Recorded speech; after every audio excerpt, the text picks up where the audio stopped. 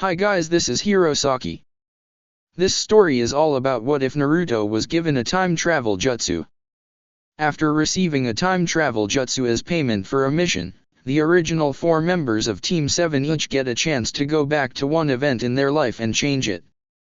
Surely, they will use such an awesome power responsibly, right? Don't count on it.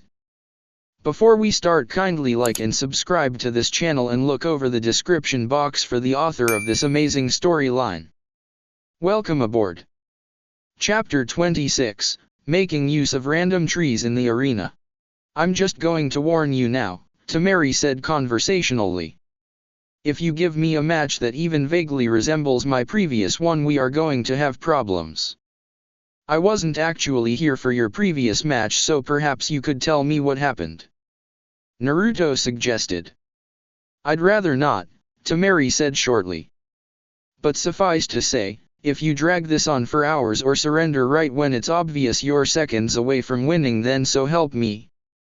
Don't worry, I don't have the patience for anything like that, Naruto assured her. I didn't even have the patience to watch Shikamaru's match. And the no ridiculous surrendering. Tamari prompted.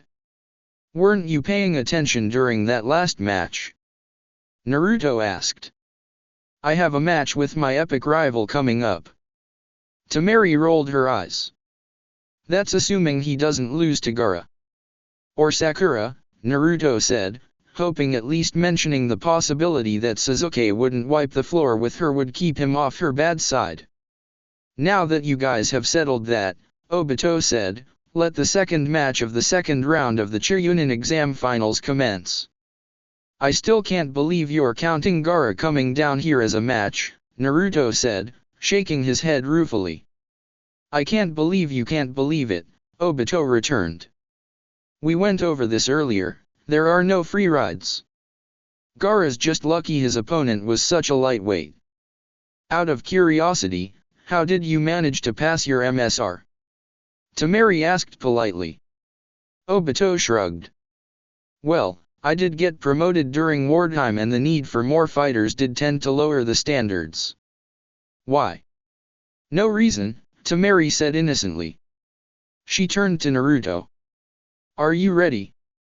Would it matter if I said I weren't? Naruto shot back. Tamari shook her head. Not really, but it never hurts to be polite. Naruto raised an eyebrow. Even when you're about to try and beat the crap out of someone. Especially then, Tamari confirmed. She raised her fan. Ninpo kama Itaki. That's not good, Naruto said as he quickly ducked behind one of the trees that were in the arena for no real reason he could think of. Maybe to provide cover? He really hoped Tamari wouldn't decide to outright do away with it. The mini-twisters that had erupted from Tamari's fan were everywhere and the people sitting in the first half of the stadium felt the effects just as keenly as Naruto did, ensconced behind his tree. Unless he wanted to see if any of his wind techniques could match hers, bolstered as they were by her fan, and turn the match into a battle to see who had more control over the wind, which he suspected would be hers as that was her main attack plan and his basics were found in shadow clones. Naruto had little choice but to sit back and wait for it to pass. Once the wind had dissipated, Naruto stepped out from behind the tree. Impressive, he said. I would say the same, Tamari said dryly, but hiding behind a tree is a little lame for my tastes. There's nothing wrong about avoiding a powerful and stadium-affecting jutsu, Naruto defended. Sure, I could have just let it hit me or try and counter-attack, but waiting for it to pass before making my move is ever so much more sensible and, dare I say it, Chunin-like. You're fishing for a promotion. Tamari accused. Naruto shrugged. Aren't we all? Think fast. With that, he hurled a kunao at her. Tamari raised her fan and almost lazily blew it away. Did you honestly think that would work on me? Not really, no, Naruto admitted. And even if you weren't so proficient with wind, a single kunao probably wouldn't have hit you once you'd seen me throw it, but it never hurts to try. Well, you had your chance to counter and you wasted it on a kunao throw that you up and warned me about, and so now it's my turn. Itaki no Jutsu. Naruto decided that it was quite fortunate indeed that he'd only just stepped out from behind his trusty tree protector and quickly sidestepped the attack by moving once more behind it. He crouched to the ground to give her winds less of a target. Besides, he knew that attack. If he let himself get caught in it, it would carve up his body like hundreds of invisible blades. Will you quit running away? Temari demanded. Hey, I haven't moved, Naruto defended. You're the one who can't be bothered moving so as to force me to move if I don't want to get hit. Temari sighed. Excuses, excuses. Since we seem to be operating under a turn-based combat system at present, allow me to go next, Naruto said. Kage Bunshin. Temari eyed the three clones that suddenly appeared behind her opponent curiously. What could you possibly use those for? I know when you fought Lee earlier you attacked him while he was trying to find the real you, but all I need to do is send some wind your way and see which ones dispel. That tree isn't big enough to fit 4 of you, after all. Naruto nodded. You have a point, but then again, there is more than one tree available. And who's to say that I would even bother protecting them when I could just summon more? All of that is moot, though. Really? How do you figure that? Temari asked. My clones have their own way of protecting themselves, Naruto informed her as the 3 Kage Bunshin disappeared in a whirl of leaves and reappeared a few feet behind her and to each of her sides.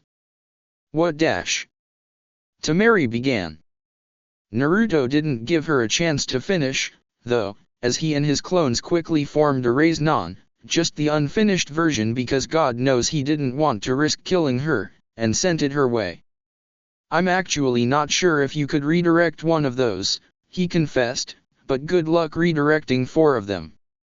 Since just getting hit with one Raise-Non was almost guaranteed to cause serious injuries, Naruto put less chakra into it than usual and hoped Temari would dodge at least one of them. Temari raised her hands, possibly to attempt a shunshin of her own, possibly to try and stop herself from getting hit by all 4 of them, when a cloud of dust blown up by the attacks blocked his vision. When the dust cleared, Temari was still standing, but it was clear that she'd been hit, although how many times Naruto didn't know. What he did know was that her clothes were torn and she was bleeding, leaning on her fan, and was panting heavily. Are you going to give up? Naruto asked her. Temari shook her head vehemently. It's the semi-finals, how can I possibly give up? Naruto took out a shuriken this time and lobbed it at his battered opponent.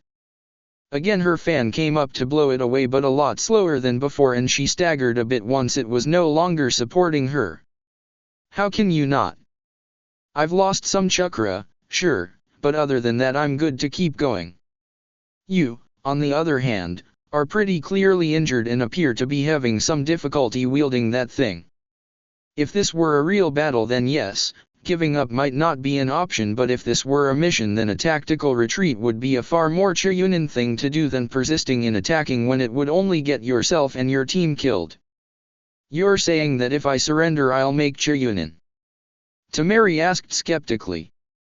I'm saying that if you don't then you definitely won't, Naruto replied. You're just trying to get out of having to fight me, Temari charged. At this point, I could probably beat you anyway, Naruto pointed out. And while I may not have a fan, I'm a wind elemental, too. Temari closed her eyes as she considered it. After a long moment, she opened them again and, looking very much like she hated herself, reluctantly ground out, I forfeit. I can't believe he used 4 Raise-Non on her. Minato exclaimed. That girl could have been killed. I know that that's a risk in the exam and everyone signed the waiver, but it's still overkill. I mean, 4 Raise-Non. At least he had the sense to just use the initial form, Kakashi consoled him. Initial form? The Kazekage asked, trying not to sound too curious. Alterations to Jutsu are made all the time, Kakashi answered, wondering what the best way to avoid having to answer without ignoring the question or outright telling the foreign leader to mind his own business, which was sure to go over poorly. Size, shape, color. Itaka blinked. Color. Ah, yes. It's actually Sasuke's fault that Naruto's been experimenting with that, Kakashi replied. How so? Itaki asked. Kakashi sighed. Naruto thinks it's cheating to be able to determine the attack range of a jutsu through the color, which Sasuke can do. I don't think Naruto really needs to bother because it's not like the two don't spar often enough that they don't know practically all of each other's moves, and unless things go horribly wrong they won't ever have a serious life or death fight against each other, but what can I say? Naruto has a lot of free time, and with his Kage Bunshin he has even more. My son seems to have an extremely well-developed sense of fair play, Minato noted. Although whether this will prove to be a boon or a burden in his quest to become Hokage remains to be seen. Your son wishes to succeed you? The Kazekage asked, surprised. Minato nodded. I was surprised when I found out, as most people his age aren't interested in the position and he knows that it involves a lot of long hours, but he's quite determined to become either the Godame or Rokyudame. Are any of your children interested in taking over after you step down? Dying was a far more likely outcome, Kakashi knew, but it wouldn't be very diplomatic to outright say that, now would it? The Kazekage considered the question. Would you believe that I honestly don't know? I've never asked them. Temari has shown an interest in the workings of the government and I've often thought she would do well as a diplomat, but I haven't really seen any great interest from Kankuro, and Gaara hasn't really seemed to be interested in anything. Then again, they're still young, so who knows where they'll end up. Naruto seems to be getting on quite well with all of your children, even if he and Kankuro did get off to a rough start, Minato noted. So if one of them became Kazekage someday and Naruto become Hokage, that should strengthen the alliance between our two villages. That would be quite the change from the current state of affairs, the Kazekage mused. The Tsuchikage has been in office since before any of the rest of us were born, and Kiri's so secretive we barely know anything about the new Mizukage or what happened to the old one. That's no way to keep alliances, Minato agreed. Speaking of our children, though. Yes. The Kazekage asked. You're not upset that my son beat your daughter, are you? Minato asked with a grin. No, the Kazekage lied. Naruto waited with Temari while she got examined and patched up by the medic standing by.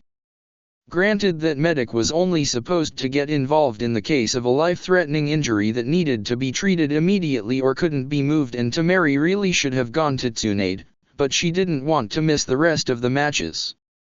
After giving up arguing with her, the medic healed what he could and released her back to the balcony. So why did you wait? Temari inquired as the pair began the long trek back to where the others were waiting. I mean, it was thoughtful, but I thought you were worried that your friends were going to be fighting. Oh, no, I got that taken care of, Naruto replied cryptically. And I'll confess I had possibly slightly less than altruistic motives for waiting. Temari raised an eyebrow. Oh. I may need a human shield, Naruto told her sheepishly. Temari crossed her arms. I just finished one match. I'm not going to take a hit for you because you pissed someone off. Oh, they wouldn't attack you, Naruto assured her. They'd just try and get me out from behind you. Temari was about to ask who he'd managed to piss off badly enough he'd rely on a still injured person as a means of protection when she reached the balcony and saw Sasuke, Sakura, and Kiba floating a few feet apart in sand cocoons. That answered that question. Thanks, Gaara, Naruto said gratefully. You're a lifesaver. Gaara cocked his head. I do not believe I have ever been called that before. Well, you've officially earned the title today, Naruto assured him. After all, if they got into a fight and jeopardized their chances of becoming a Chunin and consequentially my chances of avoiding intense youth training for a year with Guy, then I very well might have killed them. He paused. Which would be a bad thing as they are my best friends. And Hinata-chan would probably be upset if anything were to happen to Kiba. It would be troublesome, Shikamaru agreed. Hey. Kiba objected. Are you saying you don't think of me as a close friend? Naruto elected to answer his question with a question of his own. Do you still think I'm in love with Sasuke? Kiba snorted.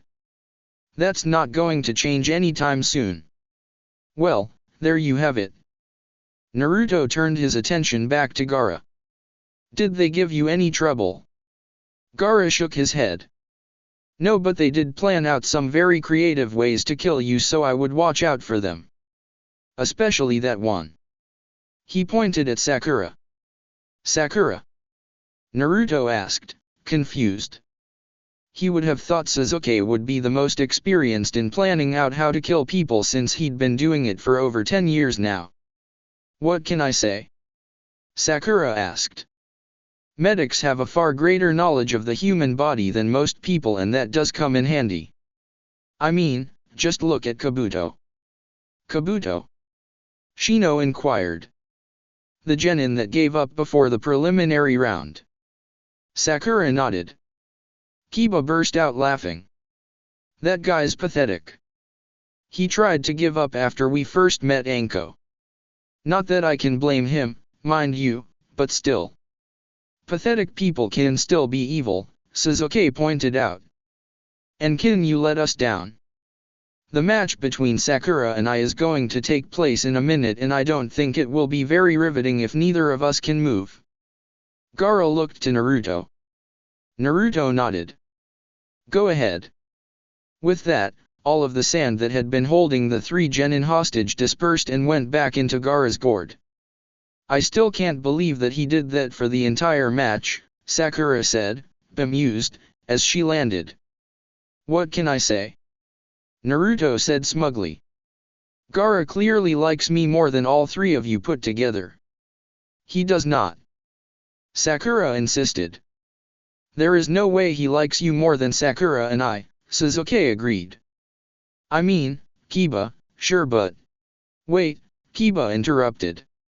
Why is it Kiba, sure? He likes me just fine. He barely knows you, Sakura reminded him. Sakura and I have spent just as much time with him as you did, Sasuke told Naruto. If he doesn't like me better, then why would he do what I wanted as opposed to what you guys would want? Naruto challenged. This is so surreal, Temari remarked as she and Gaara watched the 4 bicker about who Gaara liked better. I honestly never thought I'd live to see the day someone was having this kind of conversation. Me neither, Gaara agreed. Konoha is strange. But it's a good strange. I don't think I want anything to happen to it. Temari's breath caught. Gaara dash. Why would something happen to Konoha? Shikamaru asked sharply. It wouldn't, Temari said quickly. He's just saying that for future reference, like how I don't want anything to happen to Suna or you wouldn't want anything to happen to Konoha. I see, Shikamaru said, looking thoroughly unconvinced. The 3rd match is between Sakura and Sasuke, Obito announced. Will you 2 please get down here? That halted the argument. Try not to kill each other, all right? Naruto implored. If nothing else, I wouldn't put it past Kakashi to use one of your deaths count as not all of us making Chiryunin and making us go through with it. Sasuke smirked. Don't worry, I'll be back in 10 minutes. If that. Sakura's eye twitched. I make no promises. Chapter 27, Team 7's version of teamwork. Sasuke had to admit, he was a little curious to see how good Sakura actually was. He hadn't seen her go all out in quite a while, not since he returned to Konoha. Since coming back, he'd seen her against Zabuza, but since she was fighting alongside him, Naruto, and Kakashi, it was a rather short battle. He had seen her against Hinata, but thanks to Naruto's plea, that was more of a test of dodging and endurance for his teammate. Then of course there was the fight with Niji. If it landed the prodigy in the hospital, it had to involve some effort on her part, but Sasuke knew next to nothing about, as Naruto hadn't felt the need to hurry his lunch up in the slightest. Of course, throughout the entire course of their association, Sakura had never been able to beat him, and there really wasn't any way she was going to start now. The question was she going to make this match worth his time? Let's try and at least make this match last as long as the one with Kiba did, Sasuke suggested as he and Sakura descended the stairs together. Sakura stopped and turned to glare at him. Do you honestly think that fighting me could possibly take less time than taking out Kiba? I mean, don't get me wrong, he's fairly talented and all, but he's only been at this for a few months. I've spent years on this. Sasuke raised an eyebrow. So you're saying that you think you can manage it? Yes, I can manage it, Sakura growled. Are you sure? Sasuke asked innocently. Because if not, I'm sure that I can get Naruto to eat up time if need be. God knows that will probably end up happening anyway, Sakura informed him. Seeing as it has happened every other match so far. Well, except for the last one, but that was because Naruto was actually fighting. He did it during the Lee one, though. That's an excellent point, Sakura, Sasuke replied pleasantly. It won't even look suspicious at all. And there are so many options to choose from. I could always say a double entendre involving Naruto and get Kiba all excited, or maybe remark that Naruto and Temari are spending an awful lot of time together and watch Naruto try and insist that Shikamaru and Temari will end up together while disturbing Temari due to the fact we're all 12 or 13. Of course, that's likely to get Kiba back in fanboy mode again, too. That's really not necessary, Sakura insisted, shoving her hair behind her ears angrily. If you're certain, Sasuke agreed, stepping out onto the stadium floor. Be sure to let me know if you change your mind, okay? Or say something to Naruto, or Kiba, I guess, yourself. Yes, if that didn't piss her off enough to try and murder him during their match, nothing would. Sasuke briefly wondered what it would be like to have a friendship that didn't in some way involve some sort of homicidal urges, but quickly dismissed the idea as being for lesser mortals. And non-ninja. Alright, are you two both ready? Obito asked them. Sakura and Sasuke both nodded, looking determined.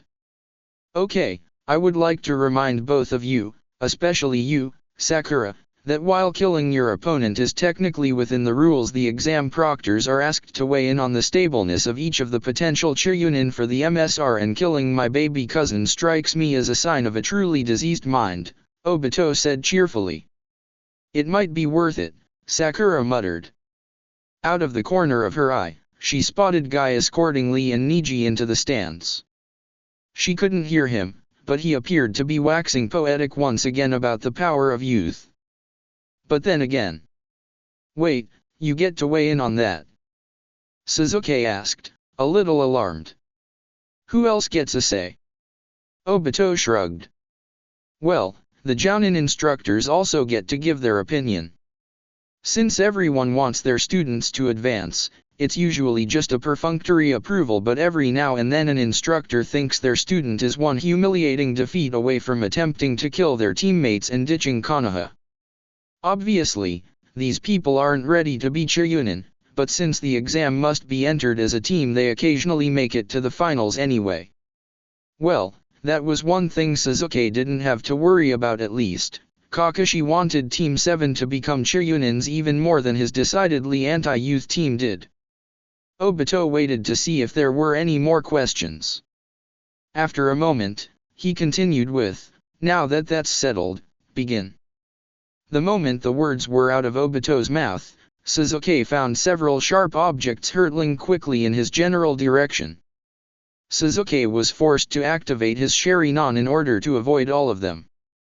Normally, he would have had his Jujutsu activated from the start, but annoying Sakura and worrying about who exactly was deciding how sane he was, and were Ibiki and Anko really the best judges of sanity? At least Anko liked him, had distracted him. On the bright side, Sakura would probably take it as yet another sign that he wasn't taking this seriously. "Sasuke," Sakura called sweetly. "Yes." Sasuke answered cautiously.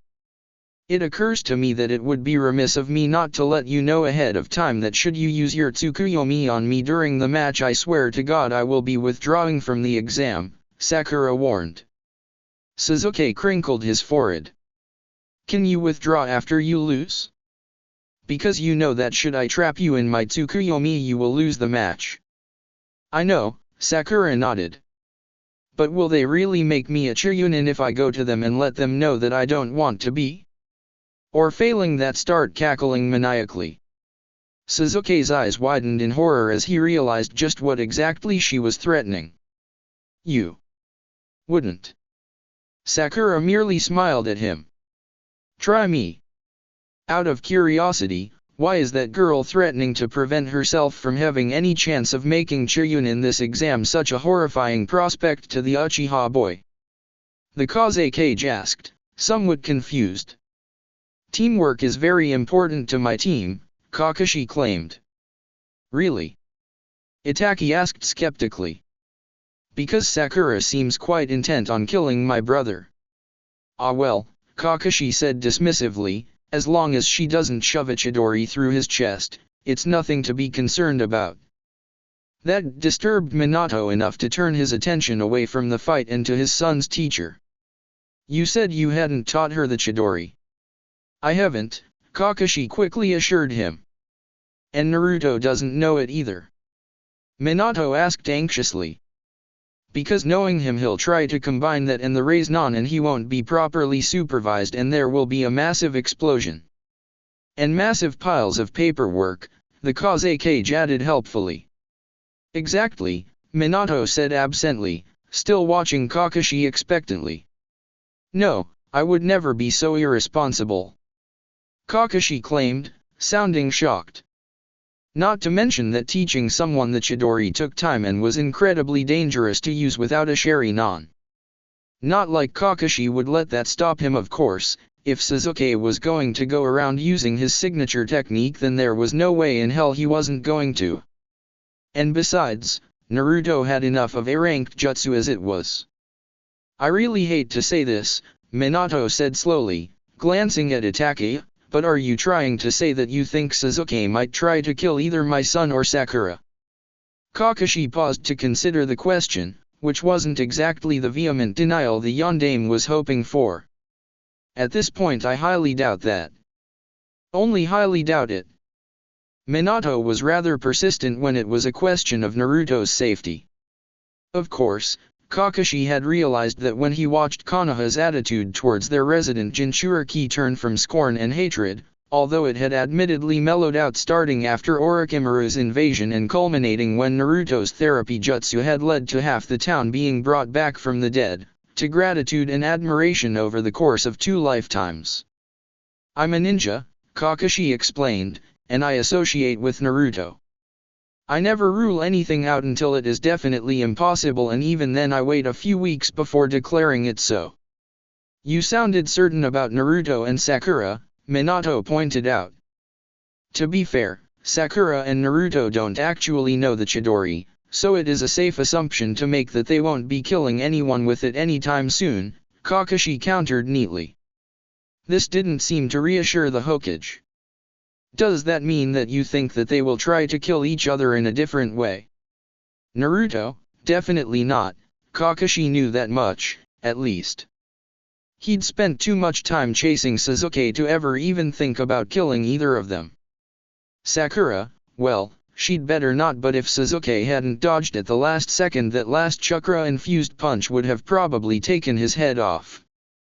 "So did you bet on this match?" Minato wanted to know. Kakashi shook his head ruefully. "Alas, no. If betting on the match of one student is suspect, betting on a match with both of them would be just asking for an inquest." "An inquest?" Itaki repeated. "It would be cheating at gambling, not murder." "I wouldn't be too sure," Kakashi said solemnly. Some people take their gambling very seriously. You know, you never actually answered my question, the Kazekage reminded him. Kakashi blinked. You had a question? I'm sorry, but I simply don't remember what you asked. Why is the girl using not becoming a Chunin as a threat, and why does it appear to be working? The Kazekage repeated patiently. Oh. If they don't all make Chunin, then I will be forced to concede that Guy was right. Kakashi shuddered at this, and humbly asked that if that should happen then he will help train them for a year. Extra training. The Kazekage still didn't get it. Why is that bad? Itaka leaned over and pointed towards Guy. That's him. The Kazekage drew back. I see. That's ruthless. And Chunin-like? Kakashi asked hopefully. Perhaps, the Kazekage allowed. You know, Sasuke said conversationally as he sidestepped yet another killer blow from Sakura, this really isn't the way to make Chunin. That's fine, I can always take the exam with Ino and Koji should Shikamaru pass, Sakura replied. Sasuke knew he couldn't block her without risking serious injury, even if he wouldn't admit it, so he'd been mostly just dodging thus far. That won't save you from Guy, Sasuke pointed out. Unless I was to hear another rant on youth right now, I feel that it would be worth it, Sakura decided. Naruto will never forgive you, Sasuke tried. Sakura shook her head. He's forgiven you for worse. Which is why he would be pissed if you killed me, Sasuke replied. He paused. Although the youth training would get to him as well. Sakura narrowed her eyes as she continued to fail to land a solid hit. And speaking of Naruto, I'm starting to agree with him on the whole Sharingan is cheating thing. Hey, you should just be happy that I haven't switched over to the main Jakyu Sharingan yet, Sasuke informed her. After all, no Tsukuyomi doesn't necessarily mean no Amaterasu or Susanoo. In such a crowded stadium. Sakura scoffed. That's just asking for disaster. You know I can control the flames and Susanoo's far safer to use now than when I first got it, Sasuke objected. That's really not filling me with confidence, Sasuke, Sakura said flatly. That's fine, Sasuke said agreeably. That's Naruto's job anyway. He took a deep breath. Katon, Gokakyu no Jutsu. Sakura stood still for a moment, staring at the giant fireball heading towards her. Really, Sasuke? Since when has that technique ever been good for anything besides a distraction? She demanded as she leapt out of the way. I'm sure it's been good for something else at some point, Sasuke insisted, landing behind her. After all, it's a giant freaking fireball. Sakura quickly turned around to punch him in the face and Sasuke brought up his arm to protect his head. Chidori Nagashi, Sasuke muttered right before there was a sickening crack. Sasuke, being Sasuke, didn't wince or react at all, but it was clear his arm was broken. Sakura didn't move. Sakura? Sasuke asked innocently. She still didn't move. I'm concerned, Sasuke claimed. Can someone check on her? Obito dutifully moved to examine Sakura. She appears to be paralyzed. Does that mean I win? Sasuke asked. Obito nodded. Either that or I let you try and kill an incapacitated opponent. Don't feel too bad, Sakura, Sasuke smirked. I'm sure that took at least 15 minutes. Shortly thereafter, Sasuke and Sakura were on their way back to the balcony after having their broken arm and paralysis, respectively, cured by Tsunade. I thought you weren't going to use the Chidori on your friends anymore, Sakura said to break the silence. Technically, I only promised not to use it on Naruto anymore, Sasuke pointed out. Sakura rolled her eyes. You knew what Kakashi was asking. True, Sasuke admitted. But the Chidori Nagashi doesn't kill, it just paralyzes, and the only reason I'm not supposed to use the regular Chidori is because it is supposedly an assassination jutsu, even if it will blow your cover the second you use it. So if you had to rely on a variation of a forbidden technique, does that mean that you weren't disappointed with the match? Sakura inquired. Maybe, Sasuke admitted grudgingly, not liking where this was going. And does that mean you're going to stop insisting, implying, or referencing me sucking?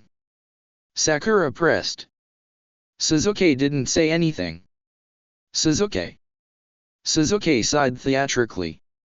Fine, although I make no promises about referencing because honestly, before I left, I suppose that will have to do, Sakura decided reluctantly. As they reached the top of the stairs, they heard Naruto saying, for the last time, yes, I'm sure that we made sure to mention that attempting to kill your friends is generally a bad idea. I'm just concerned that you used the word generally instead of always, Temari explained. I mean, for some reason my brother seems to be listening to you dash. Because he likes me best, Naruto interrupted once he saw his teammates. Temari rolled her eyes. Whatever. And when Gaara tries to kill something, something dies.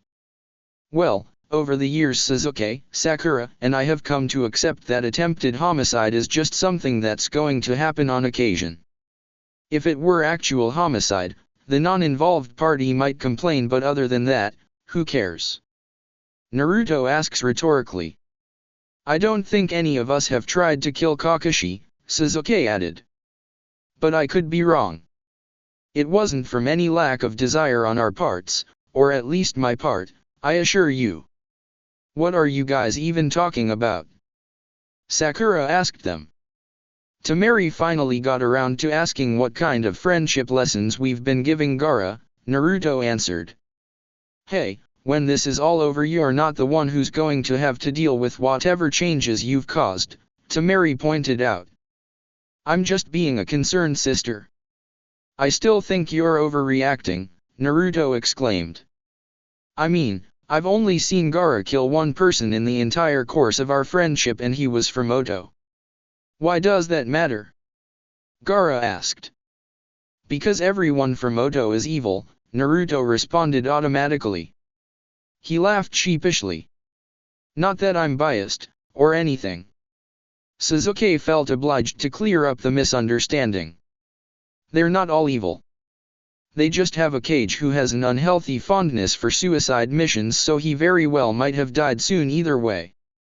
And don't forget the waiver he signed, Sakura spoke up. Aren't you up again next? Kiba asked. Sasuke nodded.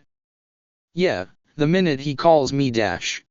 Now, for the third round of the Chunin exam finals, Obito announced. Your first match, Namikaze Naruto. Or not, Sasuke muttered. Don't worry, this will take even shorter than your match against Sakura, Naruto promised.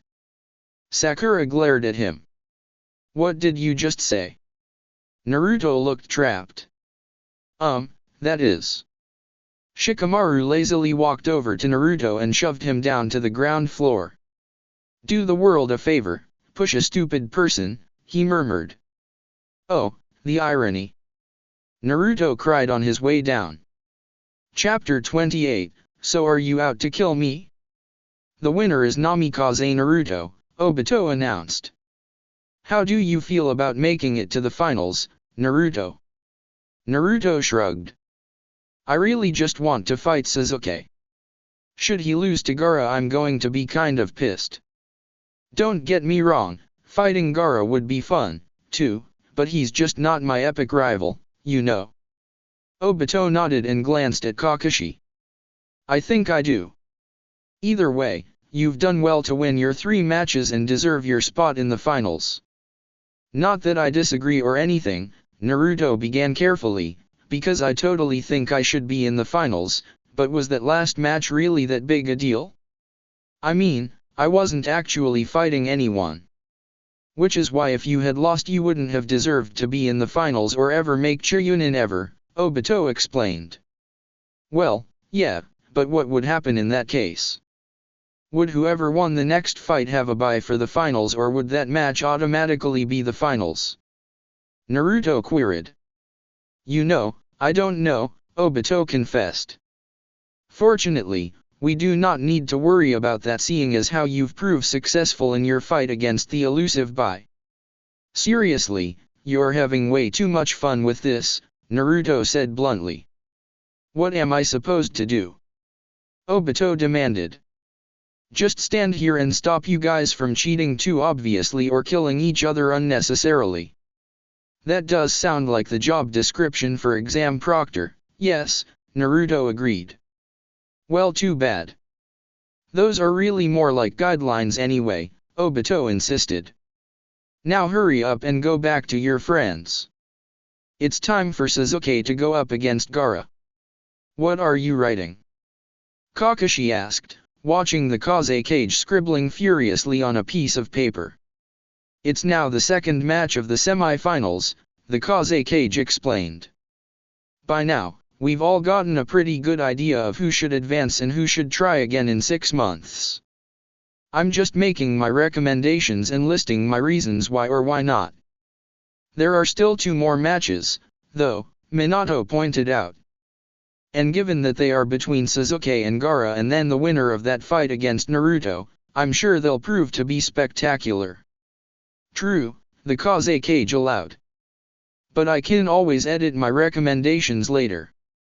I'm just trying to get it all down while it's still fresh in my mind. There, done. The Kazekage folded the paper into fourths and held it out to Kakashi. Will you hold on to this for me? I suppose, Kakashi replied, taking the paper. Any particular reason you can't hold on to it yourself? Or why you want me to do so? Well, as you know, Tsunade of the Sunin has recently won a bet. I have not ever met her personally, but her reputation precedes her, and should the cataclysmic disaster that usually follows anything that could reasonably be considered good luck for anyone else occur before this exam's new Chiyunins are decided upon, I do not wish to see all the time and effort I put into my choices go to waste, the Kazekage explained. That makes sense, Kakashi conceded. But what makes you think it would be any safer with me? As a bodyguard, I would face whatever natural or unnatural disaster should strike before either you or Hokage-sama. The Kazekage snorted. You have a reputation as well. I'm sure if you place my recommendations inside the pages of your book, no harm will come to it. He's got you there, Kakashi, Minato said with a smile. Fine. Kakashi sighed, tucking the paper inside the pages of his precious novel. Speaking of Tsunade and betting, did she make any other bets I should be aware of? Minato asked. Please tell me no one would be so stupid as to let her place another bet after having already won once. Indeed she did, Hokage-sama, Itaki responded. Normally, I do not believe they would have allowed her to place another bet without her having to threaten them first, but in this case they thought it was so outlandish they agreed with her that it would balance out her win. What did she bet? Minato pressed. She suggested that the exams would end in an invasion, Itaki informed him. The Kazekage immediately started coughing. Are you okay? Minato asked, turning towards his fellow Kage. I'm fine, the Kazekage claimed. That's such a horrible thing to bet. I'm not so sure about that, Kakashi disagreed. After all, that's how I bet this match would end. Minato stared at him. Why? He asked finally. Kakashi shrugged. I couldn't resist. Besides, what are the odds? I've never been fond of Sutley, so I'm just going to come right out and ask, Sasuke told Gaara as the two made their way down to start their match. Are you going to try and kill me? Gaara shook his head. After what your cousin said to Sakura about how killing you would hurt her chances of advancing, I think that would be a bad idea. After all, there are only 2 more times I need to avoid killing people. I don't want to kill Naruto, and not making Chiryunin would make this entire month of abstaining from killing entirely pointless. If it were Naruto, he probably would have said something about how Gaara was sure to live a happier and more fulfilling life if he didn't go around indiscriminately killing people, and perhaps even waxed poetic about becoming a Kage and tried to convince Gaara to aim for that as well. Sakura probably also would have tried to convince him that mass murder is rarely the answer. Sasuke, however, latched onto a different part of Gaara's statement. "What, so you'd be okay with killing me but not Naruto?" he demanded. Gaara gave him a strange look. "Yes. I think Naruto is probably the last person I would want to kill." Sasuke groaned. "So you do like him better than Sakura and I? Oh well, I can't really say that I'm surprised." "You didn't tell him this, did you?" Gaara blinked at the sudden urgency in Sasuke's voice. "I have not." "Good," Sasuke said, sighing in relief. "Because God knows he'd never let us live that down." "Do you have any intention of trying to kill me?" Gaara inquired. "You would not succeed, of course, but it would be nice to know your intentions." "I wouldn't dream of it," Sasuke answered honestly. "After all, if I killed you, that meant that I would win the match by default, and my ensuing fight with Naruto would be a lot more about morality and a lot less about our epic rivalry." "Seriously, have you ever fought Naruto while he insisted on lecturing you? It really sucks the fun out of it." "I shall keep that in mind when I'm trying not to kill you," Gaara said solemnly. "He did say you are his best friend, so he would probably take your death harder than most." Sasuke shook his head ruefully. "I still can't believe that after all this time he's still insistent that I'm his best friend. Just because I called him my best friend right before trying to kill him is no reason to." "You are his best friend because you said so right before trying to kill him?" Gaara asked, confused. Realizing that that line of thinking would not end well, Sasuke quickly amended his previous statement. "I was having some issues and we mostly were already best friends, we just had yet to verbalize it. Naruto's different from other people and so that wouldn't work on them. Hell, it wouldn't even work on Naruto anymore since I got there first and he only has enough room in his life to obsess over one best friend." Gaara didn't reply as they'd finally reached Obito. "Are you two ready for your epic but better not end in Sasuke's death match?" Obito asked them. He appeared to be waiting for a reply, and since Gaara didn't seem particularly inclined to give one, Sasuke stepped up to the plate. "HN." Apparently that was good enough for Obito, for his next words were, "Ready? Begin." Immediately, sand began to rise from Gaara's gourd. Sasuke, knowing full well Gaara could outweight him, decided to start things off by throwing a pair of shuriken at the future Kage. As predicted, a wall of sand rose up to block the blow to Gaara's head as the boy didn't move an inch. Not content to just let the shuriken fall harmlessly to the ground, the sand shield became a sand clone with Sasuke's shuriken clenched in its fist. Long-ranged attacks were very rarely any good against Gaara, so the best thing to do was move in. Of course, the sand clone wasn't about to let that happen and moved forward to stop him. Sasuke aimed a high kick at the clone's head, which it blocked with its arm. Of course, being made of sand meant that the hand came right off, but quickly reformed. Annoyed, Sasuke made sure to punch straight through it on his next swing and quickly continued to Gaara. The sand shield rose up to protect him, so Sasuke moved around to the back and punched Gaara in the face, which was something he'd been meaning to do for years. Sure, Naruto claimed Gaara wasn't really trying to be his new best friend, but Sasuke had remained unconvinced and never let it be said that he wasn't possessive. Gaara blinked in shock but came to his senses quickly enough and clambered to his feet. He was just forming his sand shield around him again when Sasuke chose to press his advantage and delivered a powerful kick to the throat, which sent the other boy flying backwards. God knows if he had kicked a civilian in the throat at that speed and with that level of force, he'd have an inquest to deal with, so it was fortunate that was nothing more than a mild inconvenience for a ninja. When Gaara got to his feet again, he quickly called his sand to him and it began to form a shield completely around him. Sasuke eyed the sand dome and tried to remember if he'd seen it before as he punched it experimentally. It was hard as a rock. Sasuke really didn't know what he was trying to accomplish. Granted, Sasuke couldn't win if he couldn't get to Gaara, but it's not like Gaara could get to him when he was nestled in that sand cocoon. Surely he wasn't about to transform, was he? He really didn't have a great deal of control over that from what Sasuke remembered. That was part of why he'd been so homicidal in the first place. Still, letting Gaara finish whatever he was doing would probably fall squarely in the category of not good, so Sasuke decided to use his signature move.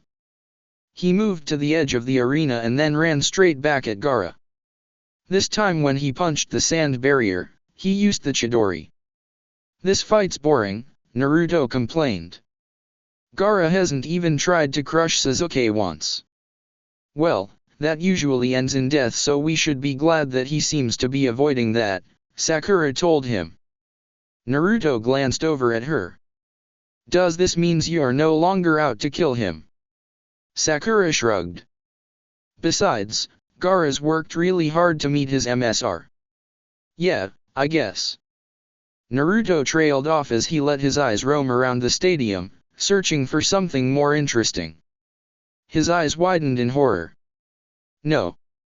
No, no, no. What's wrong?" Kiba asked absently. "People in the crowd keep falling asleep. I'd say half of them are out of it already. Either they agree with me that this is boring or someone put a genjutsu on them," Naruto announced. "Why would anyone put a genjutsu on the crowd?" Temari asked. "I mean, if something's happening, civilians aren't going to be doing anything but getting in the way." "Oh my god. What?" Shikamaru asked, forcing himself to pay attention now that it seemed like something underhanded was going on. Gaara's impenetrable defense was just penetrated. Temari finished, a little lamely. "There's no such thing as an impenetrable defense," Naruto lectured. "If you apply enough force and slash or speed, it will crack." "But this has never happened to Gaara before," Temari said, her eyes wide. "Well, he's never come up against the Chidori before," Sakura replied. "Damn it, why isn't Kankuro up here?" Temari demanded. Shikamaru shrugged. "There's no reason for him not to be. Ino was up here to yell at me earlier and Kiba, Sakura, you, and I haven't felt the need to leave since we lost." "Why do you need Puppet Guy?" Kiba asked. "Because then I could have someone to freak out with about the fact that a giant distinctly non-human arm just emerged from Gaara's sand shield and try to smash Sasuke." Temari exclaimed. "I'll freak out with you," Naruto said magnanimously. "It would probably be more interesting anyway. I probably understand what happens during a transformation better than anyone else here anyway." "That would be nice, thank you," Temari said. "I always feel foolish freaking out alone." Suddenly the sand melted away to reveal Gaara, looking completely human but clutching his arm. "What did you do to me?"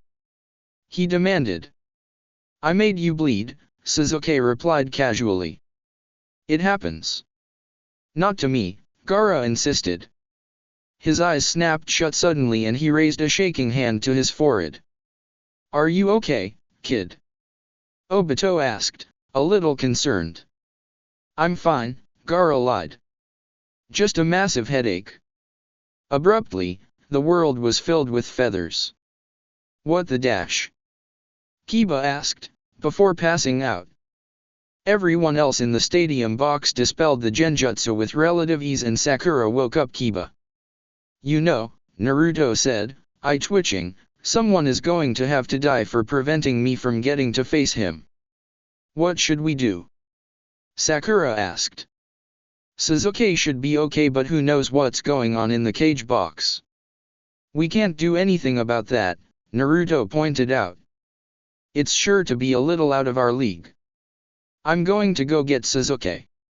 You need to go find Guy and tell him about the imposter. Is he an imposter, though? Sakura asked.